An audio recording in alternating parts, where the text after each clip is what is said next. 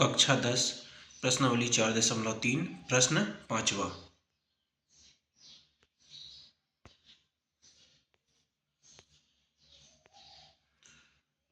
क्या परिमाप 80 मीटर तथा क्षेत्रफल 400 मीटर वर्ग के एक पार्क को बनाना संभव है? यदि हाँ तो लंबाई और चौड़ाई ज्ञात करो।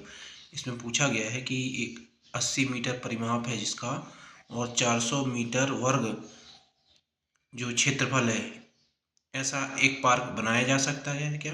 अगर बनाया जा सकता है तो उसकी लंबाई और चौड़ाई हमें ज्ञात करनी है। तो माना लंबाई बराबर x मीटर और चौड़ाई बराबर y मीटर।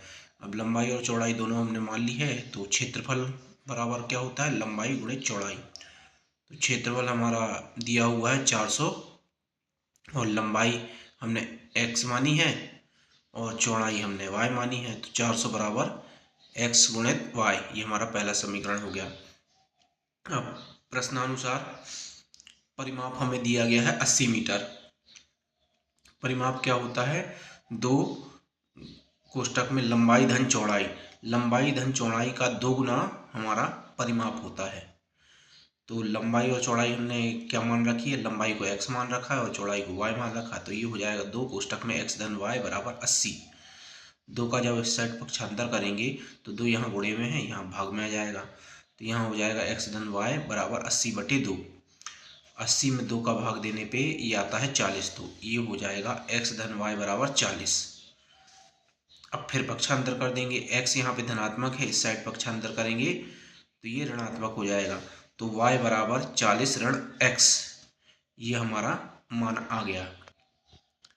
अब जब ये मान आ गया हमारे पास तो हम जो समीकरण 1 है उसमें y का मान रख देंगे। हमने वहाँ से y का मान निकाल लिया और समीकरण 1 हमारा क्या था? x गुणित y बराबर 400। मतलब ए जो हमारा क्षेत्रफल था x गुणित y बराबर 400 ये था। तो इसमें हमने y का मान हमने निकाला अभी और y का मान यहाँ रख देंगे। y का मान हमने निकाला है 40 ऋण x। तो x कोष्टक में 40 ऋण x बराबर 400। x का गुणा 40 में करने पे 40x, x का गुणा x में करने पे, और ये ऋणात्मक x है तो x का वर्ग हो जाएगा बराबर 400। पक्षांतर कर लेंगे, x का वर्ग यहाँ ऋणात्मक है, इस साइड पक्ष इसका परिवर्तन करेंगे तो धनात्मक हो जाएगा। 40x जो है यहाँ धनात्मक है, पक्षांतर करेंगे तो ऋणात्मक 40x हो जाएगा और 400 इसी पक्ष में है तो धन 400 हो जाएगा। ये हमारा एक द्विघाती समीकरण तैयार हो गया। अब इस द्विघाती समीकरण की तुलना हम किससे करेंगे? ax का वर्ग धन bx धन c बराबर 0 से कर देंगे। जब इससे तुलना की हमने तो x का वर्ग के पहले यहाँ पर a है और यहाँ पर क्या है?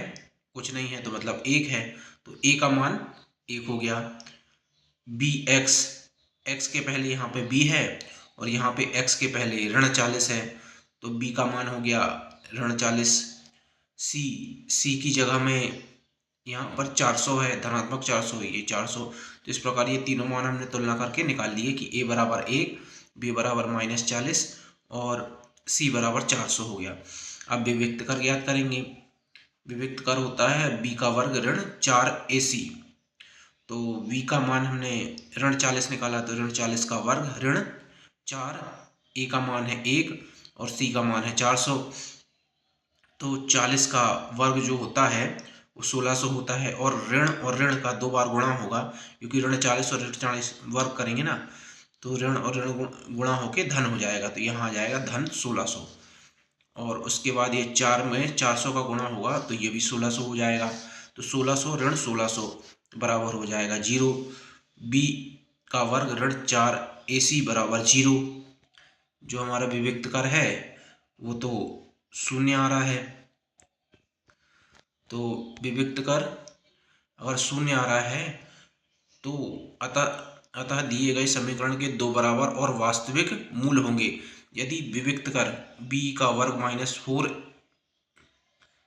ऋण 4ac अगर 0 के बराबर हो जाता है तो जो मूल होते हैं वो 2 होते हैं, बराबर होते हैं और वास्तविक होते हैं। तो अब मूल निकाल लेते हैं। मूल x बराबर आएगा ऋण बी बटे 2a। बी का मान हमारा ऋण 40 है, तो ऋण 40 बटे 2 गुणित ए का मान 1 है, तो ये हो जाएगा 40 बटे 2। 40 बटे 2 का हो जाएगा 20। तो x का मान हमारा निकल आया 20।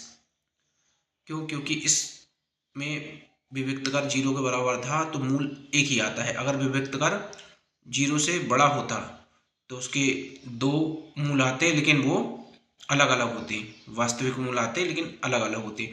और अगर 0 से छोटा हो जाता है तो कोई वास्तविक मूल आता ही नहीं है। लेकिन यहाँ पे 0 के बराबर था तो एक ही वास्तविक मूल आना था, 2 बराबर और वास्तविक मूल आने थे। तो दो मूल आए x के, वो x बराबर 20 ही आया। अब समीकरण 1 में x का मान रखने पर, समीकरण 1 था हमारा जो 400 बराबर x गुणित y, तो उसमें 20 का मान रख देते हैं हम। 400 बराबर x की जगह 20 रख दिया गुणित y। अब 20 का पक्षांतर करेंगे, 20 यहाँ गुणे में हो रहा है, यहाँ जाएगा तो भाग में चला जाएगा। 400 बटे 20, 400 में 20 का भाग देंगे तो 20 आ जाएगा, y का मान आ जाएगा 20। इस प्रकार हमारा 20 लंबाई आ गई और 20 चौड़ाई आ गई। लंबाई और चौड़ाई दोनों हमने 20-20 निकाल ली।